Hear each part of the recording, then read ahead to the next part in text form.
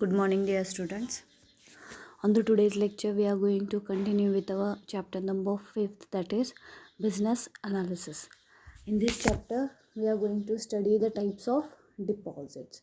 You know, the people, their excess income saved into the bank. Saving is depend upon the income level of the consumer. Means when the income earned by the individual after his expenses, if anything is remains, then it called as saving, and people are preferred to save it in a bank. There are number of sources available in the market for the saving, but here just we are talking about the saving in the banking sector. Now we are continue with the concept that types of deposits account. When the people save their excess income into the bank, into the various sources like fixed deposits, saving deposits, recurring deposits, current account deposit, and etc. Now we are talking about the fixed deposit. What is the fixed? ह्याच्या नावातच अर्थ आहे बघा. Fixed म्हणजे स्थिर. When the people are prefer to save their money for the fixed period, then it called as fixed deposit. Like that, the deposit with the bank is for the fixed period of a time. The principle of the repayment on the expiry of the terms. Means इथं जेव्हा customer तुमच्याकडं पैसे ठेवणार आहे तो काही fix पिरियडसाठी ठेवणार आहे, लक्षात घ्या. त्यानंतर principal is repayable on the expiry on the term. आता जो काही पैसा तुम्ही भरलेला आहे बँकेमध्ये आफ्टर अ फिक्स पिरियड तो तुम्हाला व्याजासकट माघारी मिळतो. मग principal is repayable on the expiry of the term with the interest. Next is also known as the term deposit. Next, deposit period is up to 3 to 6 years. म्हणजे जेव्हा तुम्ही deposit ठेवू इच्छित असता फॉर द फिक्स पिरियड तर तो 3 to 6 yearsसाठी असतं. त्यानंतर no cash reserve maintenance. Means for the production किंवा for the deposit your money for the fix period there is no requirement of the cash reserve to be maintain and the high rate of the interest. आता इथं लक्षात घ्या, असल्या डिपॉझिट्सवर बँका खूप चांगला rate of interest देतात. त्यामागचं कारण असं असतं की एखादा कस्टमर, एखादा अकाउंट होल्डर ते पैसे तुमच्याकडं काही कालावधीसाठी ठेवत असतो, काही फिक्स्ड पिरियडसाठी ठेवत असतो आणि ते पैसे बँकेला तेवढ्या फिक्स पिरियडसाठी यूज करायला मिळतात आणि सो दॅट याच्यावर रेट ऑफ इंटरेस्ट जास्त असतो. तर तो मुद्दा त्यांनी तिथे सांगितलेला आहे. त्याचबरोबर नेक्स्ट काय सांगितलेलं आहे बघा, की फिक्स्ड डिपॉझिट जे काही असतं, आता समजा एखाद्या माणसाची गरज आहे, त्यांना ते पैसे तुमच्या बँकेमध्ये ठेवलेले आहेत for 6 years, let we consider, आणि काहीतरी मेडिकल इमर्जन्सी आली किंवा आणखी कसली इमर्जन्सी आली आणि त्याला त्याचे पैसे जर माघारी हवे असतील तर मात्र त्याला आपण ते आपल्याला ते द्यावेच लागणार आहेत, कारण ते त्याचे पैसे आहेत. मग अशा वेळेस मात्र आपण त्याच्यावरचा रेट ऑफ इंटरेस्ट कमी करतो. तर तो मुद्दा इथं फक्त लक्षात ठेवायचा की fixed deposit is for the particular period, आणि त्या पर्टिक्युलर पिरियडच्या आधी तुम्हाला ते काढता येत नाहीत, पण शेवटी कसं इमर्जन्सी आहे, इमर्जन्सीमध्ये मात्र तुम्ही ते काढू शकता, पण त्याच्यावरचा व्याज तुम्हाला तिथं कमी मिळणार आहे. मग आता इथं त्याचं एक्सप्लेनेशन काय दिलं आहे बघा. After October 1997 the bank were permitted to charge their own interest rate. Interest to be paid according to the schedule in the act. Interest rate varies from the bank to bank. Depend upon the amount and the period of a deposit. 1997ला व्याजाचे दर ठरवायचा अधिकार त्या particular बँकांना दिला. Actually जसं आपल्याला इंडियन फायनान्शियल सिस्टीम शिकलो आपण, आपल्याला माहितीच आहे की व्याजाचे दर ठरवायचा अधिकार हा रिझर्व्ह बँक ऑफ इंडियाला आहे, परंतु तो कशावरचा, तर bank rate, repo rate, reverse repo rate. त्याच्यानंतर तुम्ही कस्टमरला किती देताय हे तुमचं तुम्ही तिथं ठरवू शकता. हा राईट त्यांना 1997पासून दिला गेला. आणि मग अशा वेळेस बँका कशाचा विचार करतात, तर आपल्याकडे ॲसेट्स किती आहेत आणि आपल्या लायबिलिटी किती आहेत याचा विचार करून बँका तिथं हे देत असतात, रेट ऑफ इंटरेस्ट इथं प्रोव्हाइड करत असतात. The interest is to be paid according to the schedule in the act. The interest rate varies from bank to bank. आता प्रत्येकाचा इंटरेस्ट रेट हा वेगवेगळा असतो. प्रायव्हेट सेक्टरचा जरा जास्त दिसतो, गव्हर्नमेंट अंडरटेकिंगच्या बँक आहेत ज्याला तुम्ही PSU असं म्हणता त्याचा थोडा कमी दिसतो. त्यानंतर depend upon the amount and the period of a deposit. आता तुम्ही किती वर्षासाठी पैसे ठेवता आणि किती पैसे ठेवताय याच्यावर बरंच काही डिपेंड तिथं राहतं. तर तो मुद्दा देखील तिथे त्यांनी सांगितलेला आहे. त्यानंतर आता पुढं काय म्हणलं आहे बघा, the period of a deposit. Minimum period of a deposit was reduce to the 7 days from the April 1997. आता डिपॉझिट तुम्हाला पैसे करायचे आहेत, त्याचा जो काही पिरियड आहे तो मिनिमम 7 days असतो, लक्षात घ्या. त्याच्यापासून जास्तीत जास्त तुम्ही 3 years 6 yearsपर्यंत ते ठेवू शकता. आजकाल तर ते 10 yearsपर्यंतसुद्धा आलेलं आहे. Maximum period up to 5 to 10 years. तर हा मुद्दा फिक्स्ड डिपॉझिटच्या बाबतीत लक्षात ठेवायचा आहे. पुन्हा एकदा मी रिपीट करते. The fixed deposit is the deposit with the bank is for the fixed period. The principal is repayable on the expiry. जेवढ्या वर्षासाठी ठेवले, समजा 3 वर्षासाठी ठेवले, त्याच्या म्हणजे 3 वर्षाच्या एक्सपायरी डेटला तुम्हाला त्याचे पैसे माघारी मिळणार आहेत. नेक्स्ट आहे it also known as the term deposit. Term deposit म्हणून ओळखलं जातं आहे. नेक्स्ट आहे deposit period is 3 to 6 years. No cash reserve to be maintained and the high rate of interest as compared to other banking product. Fixed डिपॉझिटवर तिथं चांगला व्याजाचा दर दिला जातो. त्याच्यानंतर पिरियड इथं सांगितलं आहे बघा, minimum is the 7 days, maximum is up to 5 to 10 years. After October 1997, the bank were permitted to charge their own interest rate. The interest is to be paid according to their schedule in the act. And the interest rate varies from bank to bank. तो मुद्दा तिथे दिलेला आहे. त्यानंतर आपण बघतोय payment of interest. The interest may be paid quarterly or the half yearly on the request of its depositors. It is based upon the half yearly rest and the quarterly rest. Amount is credited to the depositor savings principal account and withdrawal is not permitted through the cheques. आता payment of the interest जो काही मुद्दा आहे तो इथं काय सांगितलं आहे का, की इंटरेस्ट हा जो आहे तो तुम्हाला क्वार्टरली किंवा हाफ इयरली तिथं as per the request of depositor तिथं पे केला जातो. आणि it is based upon the half yearly rest or the quarterly rest. त्यालाच आपण क्वार्टरली म्हणजे दर 3 महिन्याला किंवा हाफ इयरली म्हणजे दर 6 महिन्याला. त्यानंतर त्यांनी सांगितलेलं आहे the amount is credited to the depositors saving or the principal account. आता समजा तुम्ही ती मोडली, जे काही तुम्ही फिक्स्ड डिपॉझिट रिसीट केलेलं आहे ते जर तुम्ही मोडलं म्हणजे बिफोर द पिरियड किंवा आफ्टर मॅच्युरिटी असो, तर ते पैसे त्या माणसाच्या अकाउंटला जमा केले जातात. कॅशमध्ये आपण देत नाही. त्यासाठी त्याला त्या बँकेमध्ये खातं असणं गरजेचं असतं. आणि ज्यांचं खातं असतं त्यांचेच डिपॉझिट्स ॲक्सेप्ट करायचे असं देखील तिथं रूल आहे. त्यानंतर withdrawal is not permitted through the cheque through withdrawal करता येणार नाही. हा मुद्दा तिथं त्यांनी सांगितलेला आहे. आता काही बँकांचे रेट ऑफ इंटरेस्ट तिथं दिलेत बघा. आता तुम्हाला HDFC दिसतं, ICICI, state bank of India आहे, बँक ऑफ बरोडा आहे, पंजाब नॅशनल बँक आणि ॲक्सिस बँक तिथं तुम्हाला दिसते. तर त्याचे काही रेट ऑफ इंटरेस्ट त्यांनी इयरली 2 year 5 years लेस दॅन 5 years हे दिलेलं आहे. आता एक फक्त लक्षात ठेवायचे मुलांनो, की जर तुम्ही जास्त कालावधीसाठी पैसे ठेवत असाल तर तुम्हाला जास्त व्याजाचा दर तिथं मिळतो. त्याचबरोबर आता आपण latest bank fixed deposit rate इथं काही दिलेले आहेत बघा. काही बँकांचे, फॉरेन बँकांचे असू दे किंवा मग तुमचे प्रायव्हेट बँक सेक्टरचे असू दे किंवा पब्लिक सेक्टर अंडरटेकिंग बँक्सचे रेट असू दे. आता ही जुनी स्लाईड आहे, सो इथं 8.75 दिसते. परंतु मोस्टली फिक्स्ड डिपॉझिटवर फिक्स्ड डिपॉझिटवर 8 ते 7.5च्या दरावर कर्ज हे तिथं रेट ऑफ इंटरेस्ट तिथं मिळतो. त्यानंतर आता आपण वळणार आहोत फिक्स्ड डिपॉझिट रिसिप्ट. जेव्हा तुम्ही पैसे ठेवता तेव्हा त्याचं काहीतरी रिसिप्ट तुम्हाला मिळालं पाहिजे. तर इट इज द डॉक्युमेंट. थोडक्यात काय असतं की it is document of your deposits.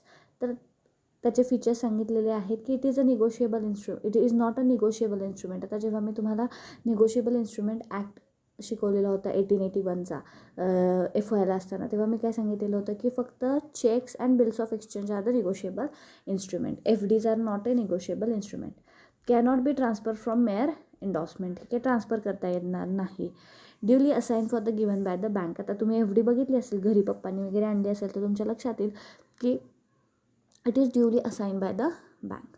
No cheque can be drawn. Cheque नाही काढता येऊ शकत कारण it is for the fix period ना, so no cheque can be drawn. The FDR it is the fixed deposit receipt signed by the depositors in the present by the third party bankers to get a letter of authority. तो एक मुद्दा त्यांनी तिथं दिलेला आहे. आणि ह्या पुढच्या स्लाईडमध्ये तुम्हाला त्याचा एक हे पण बघायला मिळेल की कशा पद्धतीचं FDR असतं. आताचे FDR वेगळे आहेत, जुने FDR अशा पद्धतीचे होते ज्यामध्ये ज्याची कुणाचं फिक्स्ड डिपॉझिट आहे त्याचं नाव, त्याची रक्कम, त्याचे किती वर्ष आहे पैसे आपल्याकडं आणि त्याला त्या मॅच्युरिटीला मिळणारे रक्कम हे सगळं त्याच्यावर मेन्शन केलेलं असतं. म्हणून काय ते निगोशिएबल इन्स्ट्रुमेंट म्हणून वापरलं जात नाही, हे लक्षात असू दे. त्यानंतर त्यांनी पुढं काय सांगितलं बघा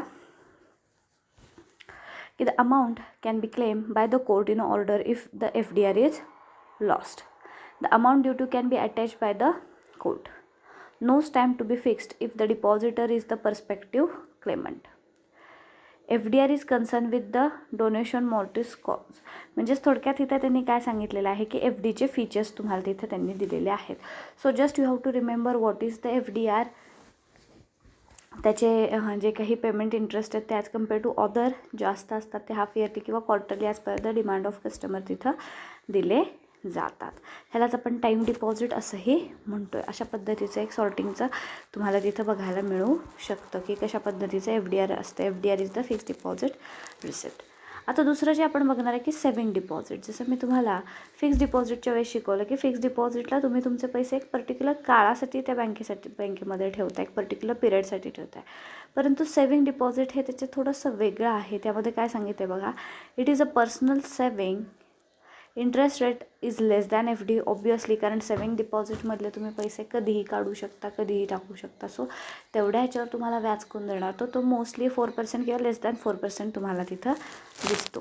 मग आता टाईप्स ऑफ सेविंग अमाऊंट्स कोणते असं सेविंग, मग त्याच्यामध्ये सेविंग अकाउंट आहे, रॉयल प्लस अकाउंट आहे, हे IDBIचे काही प्रोडक्ट्स त्यांनी सांगितलेले आहेत बघा. पॉवर प्लस अकाउंट आहे, सुपर सेविंग अकाउंट आहे, पॉवर किड सेविंग आहे, सुपर शक्ती सेविंग आहे, jubilee plus saving account, being me account, Sabka saving account, Sabka basic account and family account. अशा पद्धतीचे वेगवेगळ्या प्रकारचे सेविंग अकाउंट्स तुम्हाला इथं दिसतात.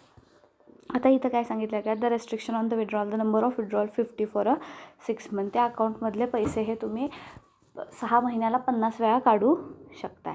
Minimum withdrawal amount is rupees, cheque is ₹5 and form for 1. म्हणजे जर तुम्हाला विड्रॉल करायची असेल, चेकनं विड्रॉल करायची असेल तर मिनिमम अमाऊंट ही ₹5 हवी आहे. त्याच्यापेक्षा मोठे चेक कुठलेही तुम्ही तिथं इश्यू करू शकता सेविंग डिपॉझिटचे. आणि जर तुम्ही फॉर्म म्हणजे स्लिप भरून जर अकाउंटमध्ये पैसे काढत असाल तर मिनिमम ₹1. आता तर काय आपण काय स्लिप्स किंवा मॅन्युअल बँकिंगचा वापर करतच नाही, आपण सगळे इंटरनेट ट्रान्झॅक्शन करतो, तर तिथं काय नो लिमिट आहे फॉर विड्रॉवल. नेक्स्ट आहे the restrictions on the deposit.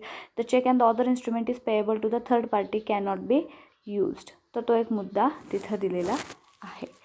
आता minimum balance, the bank prescribe their limit usually ₹500 to 1000. आता एक लक्षात घ्या, सेविंग डिपॉझिट म्हटलं की तुम्हाला त्या अकाउंटला काहीतरी पैसे ठेवावे लागतात.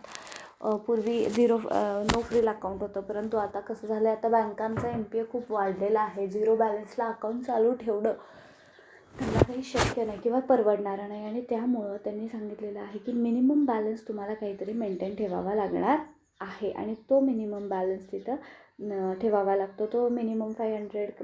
It is different with a different bank. काही पब्लिक सेक्टर बँकांना ₹5,500 आहे, तर काही प्रायव्हेट सेक्टर बँकांना मात्र जास्त रुपयेसुद्धा राहतं. द पेमेंट ऑफ इंटरेस्टचा काय मुद्दा सांगितला आहे बघा, it is calculated quarterly or the longer rest on the minimum balance calculate between 10 to 30 every month. Interest is credited twice in a year. वर्षातून 2दा इंटरेस्ट क्रेडिट होतो. त्याच्यानंतर नो फ्रील बँक अकाउंट काय सांगितलं का, recently introduced account are open with a nil balance, provide the banking facility to all section of the society. तर तो मुद्दा तिथं त्यांनी दिलेला आहे. आधार टेनेबल पेमेंट सिस्टीम काय सांगितले बघा, आता account open under the Mahatma Gandhi national rural employment guarantee act. तर तो तुम्ही ज्या ह्या काही योजना आहे किंवा ऑनलाईन पेमेंट्स जे काही आहेत, हे जर तुम्हाला करायचे असेल तर त्याच्यासाठी तुम्हाला तुमचं सेविंग अकाउंट असणं गरजेचं आहे. आणि ते तुम्ही जर त्या आधार कार्डला वगैरे लिंक केलं तर तुम्हाला डेफिनेटली त्याच्या वेगवेगळ्या प्रोसेसचा फायदा किंवा वेगवेगळ्या प्रोडक्टचा फायदा घेण्यात येणार आहे. त्यानंतर आपण बघतो रिकरिंग डिपॉझिट. आता रिकरिंग म्हणजे काय, तर RD. तुम्ही बऱ्याच वेळेस तुमची आई वगैरे हे काढतं बघा रिकरिंग डिपॉझिट पोस्टाचं किंवा एखाद्या बँकेचं, की मिनिमम अमाऊंट प्रत्येक महिन्याला भरायची आणि आफ्टर कम्प्लिशन ऑफ मॅच्युरिटी तुम्हाला ते साठवलेले पैसे व्याजासकट माघारी मिळतात. कारण कसं होतं, आता मला सेविंग डिपॉझिट करायचं किंवा मला फिक्स्ड डिपॉझिट करायचं, त्याला एकरकमी पैसे लागतात रे. आणि बऱ्याच वेळेस लोकांकडे एकरकमी पैसा नसतो, मग त्यांना इन्स्टॉलमेंटमध्ये देता यावं ह्याच्यासाठी रिकरिंग डिपॉझिट ही कन्सेप्ट आलेली आहे. की बाबा तुम्ही तुमच्या ऐपतीप्रमाणे, आता सॅलरी अर्नरकडे एकदम पैसे येत नाहीत, मग दर महिन्याला त्यांचा पगार होत असतो, तर अशा लोकांनी ते RD काढतात. तर RD म्हणजे काय की एक फिक्स अमाऊंटचं जे काही आहे पैसे ते तुम्ही दर महिन्याला भरायचे फॉर पर्टिक्युलर पिरियड, आणि after completion of that period at the maturity you will get the returns of it. तर तो मुद्दा तिथं सांगितलेला आहे. काय सांगितलं का, it is also known as cumulative deposit, fixed amount of the money is deposited every month in the multiple of 100. 100च्या पटीत तुम्ही कितीही रुपये तिथं भरू शकता. The rate of interest is similar as the FD. FD प्रमाणे तिथं रेट ऑफ इंटरेस्ट देतात. कारण एक गोष्ट मुलांना लक्षात घ्या की इथं तुमचे पैसे हे पर्टिक्युलर पिरियडसाठी बँकेला वापरायला मिळतात, त्यामुळं बँका ह्याच्यावर जास्त व्याजदर देतात टू अट्रॅक्ट द कस्टमर. पुढं त्यांनी काय सांगितलं बघा, the monthly instalment is to be made before the last working day of a month. पैसे हे कधी भरायचे आहेत तुम्हाला, तर working day, last working day त्या महिन्याचा जो काही आहे त्याच्या आधीपर्यंत ते भरायचे, तरच ते अकाउंटला एंट्री होणार आहे आणि तसंच तुम्ही त्या व्याजाला लायबल राहणार आहात. The maturity period of the deposit is 6 to 120 month. 6 महिने ते 10 वर्षांपर्यंत तुम्ही हे RDचं चालू ठेवू शकता. म्हणजे मॅक्सिमम पिरियड हा 10 yearsचा त्यांनी सांगितलेला आहे. त्यामध्ये काय सांगितलं का, डिफॉल्ट काय सांगितलं आहे, if depositors close the account before maturity of the bank pay no interest on the deposit less than 3 months, 1.5 for the 6 month and the 4% for the 12 month. म्हणजे एक लक्षात घ्यायचं की समजा आता मी पैसे साठवते, 2-1 वर्ष मी पैसे साठवले, परंतु आता मला काही त्याच्या पुढं साठवणं होत नाही आहे, माझी जबाबदारी वाढलेली. अशा वेळेस साठवलेले पैसे जर मला काढायचे असतील तर त्याच्यावर 4% व्याजदर द्या आणि त्यांना पैसे देऊन टाका. आता काही जणांचं असतं की काही जण खातं काढतात आणि 2-3 महिन्यानंतरच म्हणतात की बाबा मला ते बंद करायचं आहे. जर 3 महिन्यात जर तुम्ही बंद केलं तर त्यांना कुठल्याही प्रकारचा व्याज तिथं दिलं जात नाही. उलटं तिथं हे केलं जातं, काय केलं जातं तर बऱ्याच वेळेस त्या पेनल्टी म्हणून सुद्धा पैसे कट होतात. त्याचबरोबर जर 6 महिन्यापासून वरती जर तुम्हाला विड्रॉल करायची असेल, 6 महिने तुम्ही पैसे साठवले आणि नंतर जर तुम्हाला विड्रॉल करायची असेल तर तिथं 1.5 व्याजदर दिला जातो. त्यानंतर आता लेटेस्ट बँकचे RDचे रेट्स तिथं सांगितलेले आहेत बघा. प्रायव्हेट बँकमध्ये कर्नाटका बँक सगळ्यात जास्त व्याजदर देते आहे. त्याचबरोबर पब्लिक सेक्टर बँकांमध्ये bank of India, bank of Baroda, त्याचबरोबर आंध्र बँक हे देखील तुम्हाला जास्त व्याजदर देताना दिसतात. आता नेक्स्ट आपण बघणार आहोत करंट अकाउंट डिपॉझिट. आता करंट अकाउंट डिपॉझिट म्हणजे काय, आता काही व्यापारी लोक असतात, लक्षात घ्या, त्यांचं कसं असतं की त्यांना रोजच्या रोज पैसे बँकेमध्ये टाकावे लागतात आणि रोजच्या रोज ॲज पर गरजेनुसार काढावे लागतात. आता for that I want to give you the example. On the last week I went to my bank and I saw that one wine shopkeeper was there and he was coming for the deposit his money in the bank, and after my number is there, and so I stand in a queue because his counting is started in the bank. And when I saw the entry of his account was the 7 lakh rupees for that day only. He is a wine shopkeeper actually, and the entry of that particular day was a 7 lakh rupees. I was shocked.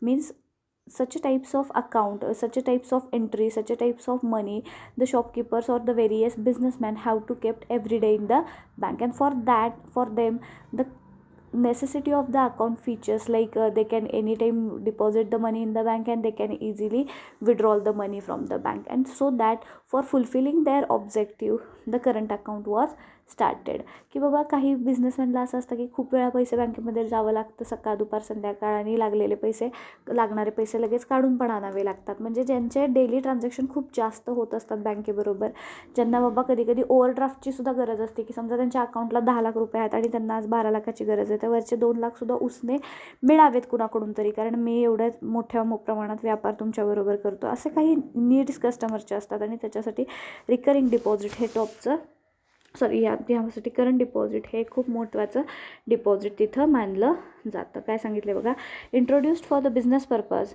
No restrictions on the number of the account, withdrawal the deposit and the paid. आता ह्या current अकाउंटमध्ये तुम्ही दिवसातून कितीही वेळा पैसे टाकू शकता आणि कितीही वेळा पैसे काढू शकता. याच्यावर मात्र कुठलंही व्याज द्यायला बँकेला परवडत नाही, कारण तुम्ही 10 वाजता पैसे टाकाल आणि 12:30ला काढून घ्याल, म्हणून 2-2.5 तासासाठी तुम्हाला व्याज द्यायला कसं परवडणार आहे. म्हणून करंट अकाउंटला no interest is to be paid.